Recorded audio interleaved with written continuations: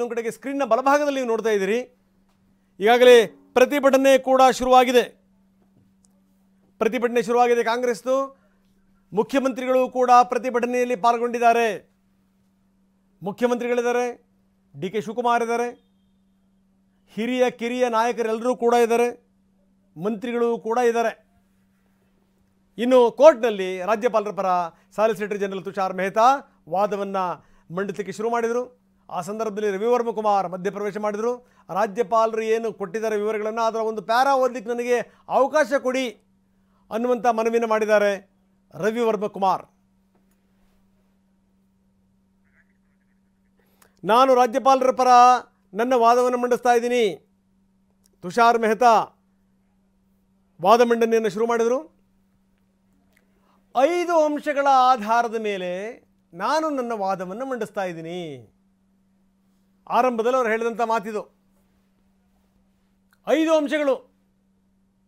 ನ್ಯಾಯಮೂರ್ತಿಗಳಿಗೆ ಈ ಕೇಸಿನ ಎಲ್ಲ ಅಂಶಗಳು ಕೂಡ ತಿಳಿದಿವೆ. ಹೊಸ ಸಂಗತಿ ಏನಿಲ್ಲ ಇದರಲ್ಲಿ.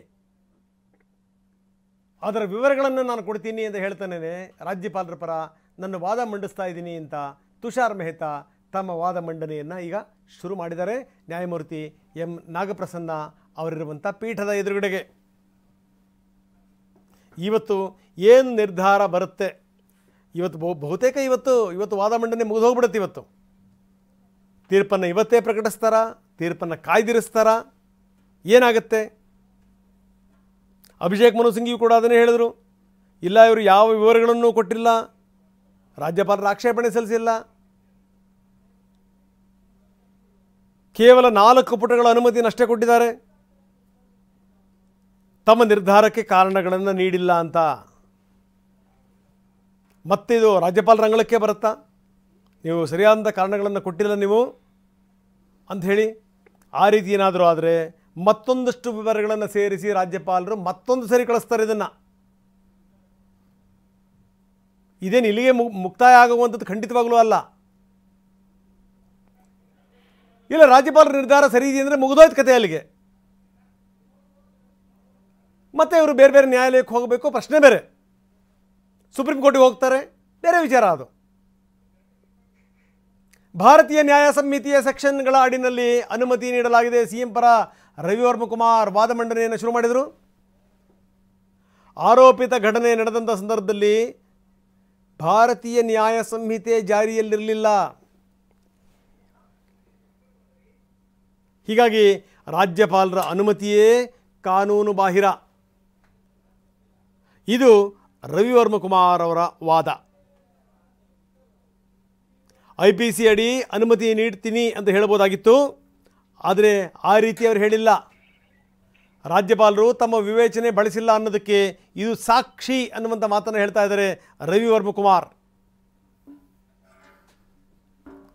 ಸಿಎಂ ಪತ್ನಿ ಪಾರ್ವತಿ ಹಾಗೂ ಅವರ ಸಹೋದರನ ವಿರುದ್ಧ ಆರೋಪ ಇದೆ. ರವಿವರ್ಮ ಕುಮಾರ್ ತಮ್ಮ ವಾದವನ್ನು ಮುಂದುವರಿಸಿದ್ದಾರೆ. ಪತ್ನಿ ಹಾಗೂ ಮೈದುನನ ಲೋಪಗಳಿಗೆ ಸಿಎಂ ಜವಾಬ್ದಾರಿ ಆಗಬೇಕಾ? ಪಾಯಿಂಟ್ ಇದು. ರವಿವರ್ಮ ಕುಮಾರ್ ಅವರು ಎತ್ತಿರುವಂಥ ಪಾಯಿಂಟು. ತುಷಾರ್ ಮೆಹ್ತಾ ಹೇಳ್ತಾರೆ, ಪತ್ನಿ ಪರವಾಗಿ ಪತಿಗೆ ಪವಿತ್ರವಾದಂಥ ಒಂದು ಹೊಣೆಗಾರಿಕೆ ಇದೆ. ಎಲ್ಲ ಲೋಪಗಳನ್ನು ಪತ್ನಿ ಮೇಲೆ ಹೊರಿಸಬಾರದು, ತಮ್ಮದು ಕೂಡ ಜವಾಬ್ದಾರಿ ಇರುತ್ತೆ ಅನ್ನುವಂಥ ಅರ್ಥ ಅದು. ಪತ್ನಿ ಪರವಾಗಿ ಪತಿಗೆ ಪವಿತ್ರವಾದಂಥ ಹೊಣೆಗಾರಿಕೆ ಇರುತ್ತೆ ಅನ್ನುವಂಥ ಮಾತನ್ನು ತುಷಾರ್ ಮೆಹ್ತಾ ಹೇಳಿದ್ದಾರೆ. Very interesting. ಎಲ್ಲ ಲೋಪಗಳನ್ನು ಕೂಡ ಗಂಡ ಹೆಂಡತಿ ಮೇಲೆ ಹಾಕ್ಬಿಡಬಾರ್ದು. ಇನ್ನು ಬಹುಶಃ ನನಗನ್ನಿಸುತ್ತೆ ತುಷಾರ್ ಮೆಹ್ತಾ ಎಲ್ಲ ವಿವರಗಳನ್ನು ಕೊಡ್ತಾ ಹೋಗ್ತಾರೆ. 1996ರಿಂದ 99ರವರೆಗೆ CM ಸಿದ್ದರಾಮಯ್ಯನವರ DCM ಆಗಿದ್ದು, ಅದಾದಮೇಲೆ ಏನು ಅಂದರೆ ಇದು ಸರ್ವೆ ನಂಬರ್ 464 ಸ್ವಾಧೀನಗೊಂಡಿದ್ದು, ಅಲ್ಲಿಂದ ಯಾರ್ಯಾರ ಹೆಸರಿಗೆ ಬಂತು, ಏನು ಎತ್ತ, ಮೂಲ ಮಾಲೀಕ ನಿಂಗನ ನಿಧನ, ಅದಾದ ನಂತರ ತನ್ನ ಮಕ್ಕಳಿಗೆ ಬಂದಿದ್ದು, ಆ ಮಕ್ಕಳಿಂದ ಒಬ್ಬರು ಇದನ್ನು ಪರಿಗಣಿಸಿದ್ದು. 2004ರಲ್ಲಿ ಮತ್ತೆ ಇವರು DCM ಆಗಿದ್ದು, ಅದಾದಮೇಲೆ ಪತ್ನಿ ಸಹೋದರರಿಗೆ ಕ್ರಯಪತ್ರ ಕೊಟ್ಟಿದ್ದು, ದೇವರಾಜು ಮುಖಾಂತರ ಮಲ್ಲಿಕಾರ್ಜುನ ಸ್ವಾಮಿ ಹೆಸರಿಗೆ ಕ್ರಯಪತ್ರ ಹೋಗಿದ್ದು, ಪ್ರಭಾವ ಬಳಸಿ ಬಡಾವಣೆಯಾಗಿದ್ದು, ನಿವೇಶನ ಹಂಚಿಕೆಯಾಗಿದ್ದು, ಭೂಮಿ ಪರಿವರ್ತನೆ ಆಗಿದ್ದು. ತುಷಾರ್ ಮೆಹ್ತಾ ಹೇಳ್ತಾರೆ ಮೇಲ್ನೋಟಕ್ಕೆ ಅಪರಾಧದ ಅಂಶಗಳು ಇದಾವಾ ಇಲ್ವಾ ಅದನ್ನು ನೋಡಬೇಕು. ರಾಜ್ಯಪಾಲರೇನು ವಿವರವಾದಂಥ ಸಕಾರಣಗಳನ್ನು ಕೊಡಬೇಕಾ? ಇಲ್ಲ. ರಾಜ್ಯಪಾಲರು ವಿವರವಾದಂಥ ಕಾರಣಗಳನ್ನು ಕೊಡುವಂಥ ಅಗತ್ಯ ಇಲ್ಲ. ನೋಡಿ ಎಷ್ಟು ಚೆನ್ನಾಗಿದೆ ಹೇಳಿದಂಥ ಪಾಯಿಂಟು. ಪತ್ನಿ ಪರವಾಗಿ ಪತಿಗೆ ಒಂದು ಪವಿತ್ರವಾದಂಥ ಹೊಣೆಗಾರಿಕೆ ಇರುತ್ತೆ, ರೆಸ್ಪಾನ್ಸಿಬಿಲಿಟೀಸ್ ಇರುತ್ತೆ. ಎಲ್ಲ ತಪ್ಪುಗಳನ್ನು ಗಂಡ ಹೆಂಡತಿ ಮೇಲೆ ಹಾಕಿಬಿಡಬಾರ್ದು ಅಂತಾರೆ ತುಷಾರ್ ಮೆಹ್ತಾ. 17A ಅಡಿನಲ್ಲಿ ಮೇಲ್ನೋಟಕ್ಕೆ ಅಪರಾಧ ಕಂಡು ಬರುತ್ತಾ ಇಲ್ವಾ ಅದನ್ನಷ್ಟೇ ನೋಡಬೇಕು. ರಾಜ್ಯಪಾಲರು ನೋಡಿರೋದು ಅಷ್ಟೇನೇ. ಏನು ರಾಜ್ಯಪಾಲರು ನ್ಯಾಯಮೂರ್ತಿನಾ? ಅವ್ರು ಅಂತಿಮ ತೀರ್ಪನ್ನು ಕೊಟ್ಬಿಟ್ರಾ? ಇಲ್ವಲ್ಲ. ರಾಜ್ಯಪಾಲರು ನ್ಯಾಯಮೂರ್ತಿಗಳಲ್ಲ, ಅಂತಿಮ ತೀರ್ಪನ್ನು ಕೊಟ್ಟಿಲ್ಲ. ಮೇಲ್ನೋಟಕ್ಕೆ ಅಪರಾಧದ ಅಂಶಗಳಿವೆ ಅನ್ನೋದನ್ನು ಮಾತ್ರ ನೋಡಿದ್ದಾರೆ. ಅದರ ಆಧಾರದ ಮೇಲೆ ಪ್ರಾಸಿಕ್ಯೂಷನ್ಗೆ ಅನುಮತಿ ಕೊಟ್ಟಿದ್ದಾರೆ. ರಾಜ್ಯಪಾಲರು ಏನು ಇನ್ ಡೀಟೇಲ್ ಪೂರ್ತಿ ಎಲ್ಲ ವಿವರಗಳನ್ನು ಕೊಡಬೇಕು ಅನ್ನುವಂಥದ್ದು ಏನಿಲ್ಲ ಅಂತ ವಾದ ಮಂಡಿಸ್ತಾ ಇದ್ದಾರೆ ತುಷಾರ್ ಮೆಹ್ತಾ. ಎಸ್, ಇದು ಸಂಗತಿ. 17A ಅಭಿಷೇಕ್ ಮನು ಸಿಂಘ್ವಿ ಪದೇ ಹೇಳ್ತಾ ಇದ್ರಲ್ಲ, 17A ಇದೊಂದು ಪಾಯಿಂಟ್ ಆಧಾರದಲ್ಲಿ ರಾಜ್ಯಪಾಲರ ಆದೇಶವನ್ನು ರದ್ದು ಮಾಡಬೇಕು ಅನ್ನುವಂಥ ಮಾತನ್ನು ಹೇಳ್ತಾ ಇದ್ರಲ್ಲ, ಅದಕ್ಕೆ ಸಂಬಂಧಪಟ್ಟಂಗೆ ಇವ್ರು ಹೇಳ್ತಾರೆ 17A ಅಡಿ ಲೋಪ ಇದೆಯಾ ಇಲ್ವಾ ಅಷ್ಟು ಮಾತ್ರ ನೋಡಬೇಕು. ಅಷ್ಟು ಮಾತ್ರ ನೋಡಿ ರಾಜ್ಯಪಾಲರು ಕಾಲು ತಗೊಂಡ್ರು. ರಾಜ್ಯಪಾಲರ ನ್ಯಾಯಮೂರ್ತಿನಾ? ಅಂತಿಮ ತೀರ್ಪನ್ನು ಕೊಟ್ರಾ? ಇಲ್ವಲ್ಲ. ಅವ್ರು ನ್ಯಾಯಮೂರ್ತಿನೂ ಅಲ್ಲ, ಅಂತಿಮ ತೀರ್ಪನ್ನು ಕೊಟ್ಟಿಲ್ಲ. ಅಪರಾಧದ ಅಂಶಗಳಿವೆ ಅನ್ನುವಂಥದ್ದು ಗೊತ್ತಾಯಿತು. ಮೇಲ್ನೋಟಕ್ಕೆ ಆ ಅಂಶಗಳು ಸಾಬೀತಾಯಿತು. ಹೀಗಾಗಿ ರಾಜ್ಯಪಾಲರು ಕೊಟ್ಟರು ಪ್ರಾಸಿಕ್ಯೂಷನ್ಗೆ. ವಿವರವಾದಂಥ ಸಕಾರಣಗಳನ್ನು ಕೊಡಬೇಕಾದಂಥ ಅಗತ್ಯ ಇಲ್ಲ. ಇದು ತುಷಾರ್ ಮೆಹ್ತಾ ಅವರ ವಾದ. ನೋಡಿ, ಈ ಈ ಕೋರ್ಟಿನ ವಾದ ಮಂಡನೆಗಳಿದಾವಲ್ಲ, ವೆರಿ ಇಂಟ್ರೆಸ್ಟಿಂಗ್. ಇವು ಜವಾಬ್ದಾರಿಗಳಿರ್ತಾವೆ ಗಂಡ ಹೆಂಡತಿ ಅಂದರೆ. ಎಲ್ಲ ಲೋಪಗಳನ್ನು ಗಂಡ ಹೆಂಡತಿ ಮೇಲೆ ಹಾಕ್ಬಿಡಬಾರ್ದು. ರಾಜ್ಯಪಾಲರು ಬಹಳ ವಿವರವಾದಂಥ ಕಾರಣ ಕೊಟ್ಬಿಟ್ರೆ ತನಿಖೆ ಮೇಲೆ ಪ್ರಭಾವ ಬೀರದಂಗಾಗತ್ತೆ. ಹಂಗೆ ಮಾಡಬಾರ್ದು ರಾಜ್ಯಪಾಲರು. ಹೀಗಾಗಿನೇ ಕೇವಲ ವಿವೇಚನೆಯನ್ನು ಬಳಸಿದರು. ತಪ್ಪುಗಳಿದೆಯಾ ಇದರಲ್ಲಿ? ಅಪರಾಧಿಕ ಅಂಶಗಳಿದಾವೆ ಇದರಲ್ಲಿ? ಇದೆ, ಕೊಟ್ಟರು. 17A ಹಂತದಲ್ಲಿ ಸಹಜ ನ್ಯಾಯ ಪಾಲಿಸಬೇಕಾದಂಥ ಅಗತ್ಯ ಇಲ್ಲ. CMಗೆ ಶೋಕಾಸ್ ನೋಟಿಸ್ ನೀಡಲೇಬೇಕು ಅನ್ನುವಂಥ ನಿಯಮ ಕೂಡ ಇಲ್ಲ. ತುಷಾರ್ ಮೆಹ್ತಾ ವಾದ ಮುಂದುವರಿಸ್ತಾರೆ. ಹೀಗಾಗಿ ಅಬ್ರಾಹಂ ದೂರಿಗೆ ಮಾತ್ರ ಅವರು ಶೋಕಾಸ್ ನೋಟಿಸನ್ನು ಕೊಟ್ಟಿದ್ದರು. ಉಳಿದ ಇಬ್ಬರ ದೂರಿಗೆ ಸಂಬಂಧಪಟ್ಟಂತೆ ಯಾವುದೇ ಶೋಕಾಸ್ ನೋಟಿಸನ್ನು ಕೊಟ್ಟಿಲ್ಲ. ಅವರು ದೂರನ್ನು ಸ್ವೀಕರಿಸಿರ್ಬೋದು, ಪ್ರಶ್ನೆ ಬೇರೆ.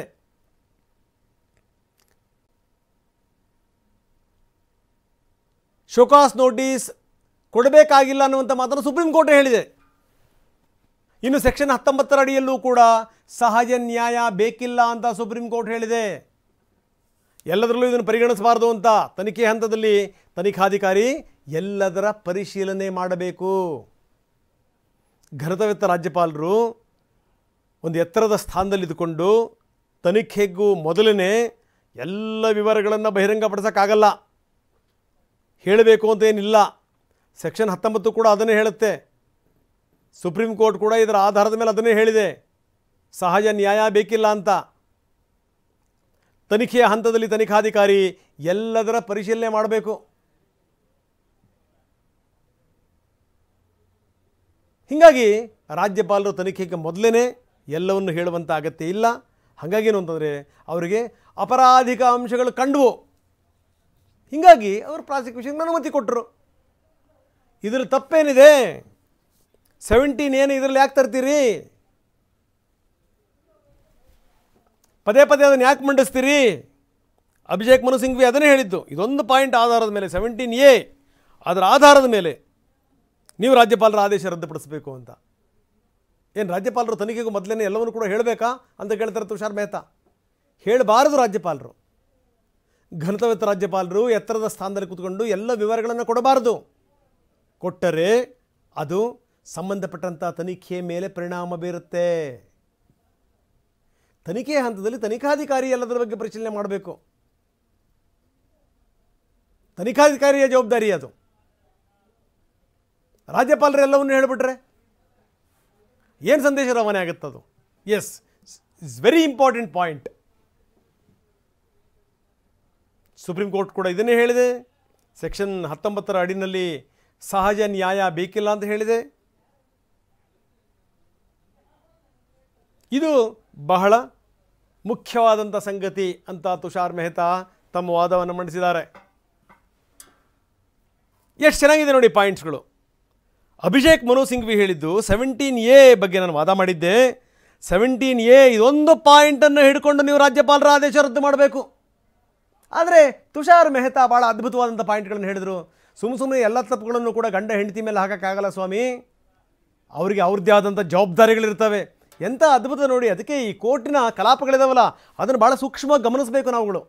ಬಹಳ ತಿಳ್ಕೊಳ್ಳೋದಿದೆ ಇದರಲ್ಲಿ. ಏನು ಕೊಡಬೇಕು ರಾಜ್ಯಪಾಲರ ವಿವರಗಳನ್ನು ಅಂತ ಕೇಳ್ತಾರೆ ತುಷಾರ್ ಮೆಹ್ತಾ. ಏನು ಕೊಡಬೇಕು ರಾಜ್ಯಪಾಲರ ವಿವರಗಳನ್ನು? ಎಲ್ಲವನ್ನು ಕೂಡ ರಾಜ್ಯಪಾಲರ ವಿವರಗಳು ಕೊಟ್ಬಿಡ್ಬೇಕಾ?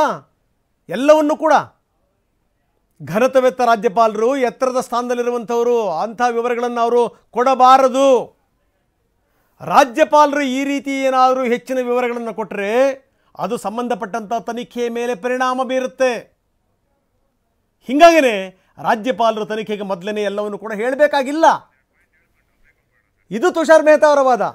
ಎಂಥ ಅದ್ಭುತವಾದಂಥ ಪಾಯಿಂಟ್ಗಳು ನೋಡಿ. ಇದನ್ನೇ ಸುಪ್ರೀಂ ಕೋರ್ಟ್ ಹೇಳಿದೆ. ಇದನ್ನೇ ಸೆಕ್ಷನ್ 19ರ ಅಡಿನಲ್ಲಿ ಅದನ್ನು ಉಲ್ಲೇಖ ಮಾಡಲಾಗಿದೆ. ಸುಪ್ರೀಂ ಕೋರ್ಟ್ ಈ ವಿಚಾರಕ್ಕೆ ಸಂಬಂಧಪಟ್ಟಂಗೆ ತುಂಬ ಸ್ಪಷ್ಟವಾಗಿ ಹೇಳಿದೆ. ಹಾಗಾಗಿ ಎಲ್ಲವನ್ನೂ ಕೂಡ ರಾಜ್ಯಪಾಲರು ಹೇಳಬೇಕು ಅಂತ ನೀವು ಬಯಸಬೇಡಿ. ನೀವು ರಾಜ್ಯಪಾಲರು ಭಾಳ ಎತ್ತರದ ಸ್ಥಾನದಲ್ಲಿರುವಂಥವರು, ಘನತೆವೆತ್ತ ರಾಜ್ಯಪಾಲರು ಭಾಳ ಎತ್ತರದ ಸ್ಥಾನದಲ್ಲಿದ್ದಾರೆ. ಅವರಿಗೆ ಅಪರಾಧಿಕ ಅಂಶಗಳು ಕಂಡವಾ, ಅವರು ಪ್ರಾಸಿಕ್ಯೂಷನ್ ಅನುಮತಿ ಕೊಟ್ಟರಪ್ಪ, ಮುಂದಿನದನ್ನು ತನಿಖಾಧಿಕಾರಿ ಮಾಡಬೇಕು. ಅವನು ಆ ವಿವರಗಳನ್ನು ಕಲೆ ಹಾಕಬೇಕು.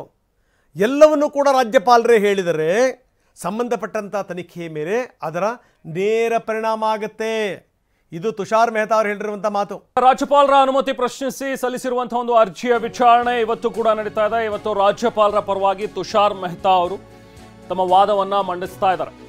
ರಾಜ್ಯಪಾಲರ ಪರ ಸಾಲಿಸಿಟರ್ ಜನರಲ್ ತುಷಾರ್ ಮೆಹ್ತಾ ವಾದವನ್ನ ಈಗ ಮಂಡಿಸ್ತಾ ಇದ್ದಾರೆ. 17A ಹಂತದಲ್ಲಿ ಸಹಜ ನ್ಯಾಯ ಪಾಲಿಸಬೇಕಾದ ಅಗತ್ಯತೆ ಇಲ್ಲ ಅನ್ನುವಂಥದ್ದನ್ನ ತುಷಾರ್ ಮೆಹ್ತಾ ಅವರು ಹೇಳಿದ್ದಾರೆ. ಸಿಎಂಗೆ ಶೋಕಾಸ್ ನೋಟಿಸ್ ನೀಡಲೇಬೇಕು ಅನ್ನುವಂಥ ನಿಯಮ ಕೂಡ ಇಲ್ಲ. ಅಬ್ರಹಾಂ ದೂರಿಗೆ ಮಾತ್ರ ಶೋಕಾಸ್ ನೋಟಿಸ್ ಕೊಟ್ಟಿದ್ದಾರೆ. ಇನ್ನು ಉಳಿದಂತ ದೂರುಗಳಿಗೆ ಶೋಕಾಸ್ ನೋಟಿಸ್ ಕೊಟ್ಟಿಲ್ಲ. ಅಂದ್ರೆ ಉಳಿದ ಇಬ್ರು ಇನ್ನ ದೂರನ್ನ ಏನ್ ದಾಖಲು ಮಾಡಿದ್ರು, ಪ್ರದೀಪ್ ಅವರು ಮತ್ತು ಸ್ನೇಹಮಯಿ ಕೃಷ್ಣ ಅವರು, ಅವರ ದೂರಿಗೆ ಸಂಬಂಧಪಟ್ಟಂತೆ ಸಿಎಂಗೆ ಯಾವುದೇ ರೀತಿ ಶೋಕಾಸ್ ನೋಟಿಸ್ ಅನ್ನು ಕೊಟ್ಟಿಲ್ಲ ಅನ್ನುವಂಥದ್ದು. ಆದರೆ ಕೊಡೋ ಅವಶ್ಯಕತೆ ಇಲ್ಲ ಅಂತೇಳಿ ತುಷಾರ್ ಮೆಹ್ತಾ ಅವರು ವಾದ ಮಂಡಿಸಿದ್ದಾರೆ. ಇನ್ನೊಂದು ಕಡೆ ಈಗ ದೃಶ್ಯಗಳಲ್ಲಿ ತಾವೇನು ನೋಡ್ತಾ ಇದ್ರಿ, ವಿಧಾನಸೌಧದ ಮುಂದೆ ಕುಳಿತಿರುವಂತಹ ಕಾಂಗ್ರೆಸ್ನ ನಾಯಕರು ರಾಜಭವನ ಚಲೋ ಕಾರ್ಯಕ್ರಮವನ್ನು ಇವತ್ತು ಹಮ್ಮಿಕೊಂಡಿದ್ದಾರೆ. ಇನ್ನೇನು ಸ್ವಲ್ಪ ಹೊತ್ತಿನಲ್ಲಿ ಪ್ರತಿಭಟನೆ ಕೂಡ ಆರಂಭವಾಗುತ್ತೆ. CM Siddaramaiah, DCM DK Shivakumar ಇಬ್ಬರ ನೇತೃತ್ವದಲ್ಲಿ ನಡೀತಾ ಇರುವಂತಹ ಪ್ರತಿಭಟನೆ ಇದು. ಒಂದು ಕಡೆ ಕೋರ್ಟ್ನಲ್ಲಿ ಈಗ ವಿಚಾರಣೆ ನಡೀತಾ ಇದೆ, ವಾದ ಪ್ರತಿವಾದಗಳು. ಈ ಹಿಂದೆ ಸಿಎಂ ಪರ ವಕೀಲರು ಈಗಾಗಲೇ ವಾದವನ್ನ ಮಂಡಿಸಿದ್ರು. ಇವತ್ತು ರಾಜ್ಯಪಾಲರ ಪರವಾಗಿ ಸಾಲಿಸಿಟರ್ ಜನರಲ್ ತುಷಾರ್ ಮೆಹ್ತಾ ಅವರು ವಾದವನ್ನ ಮಂಡಿಸ್ತಾ ಇದ್ದಾರೆ.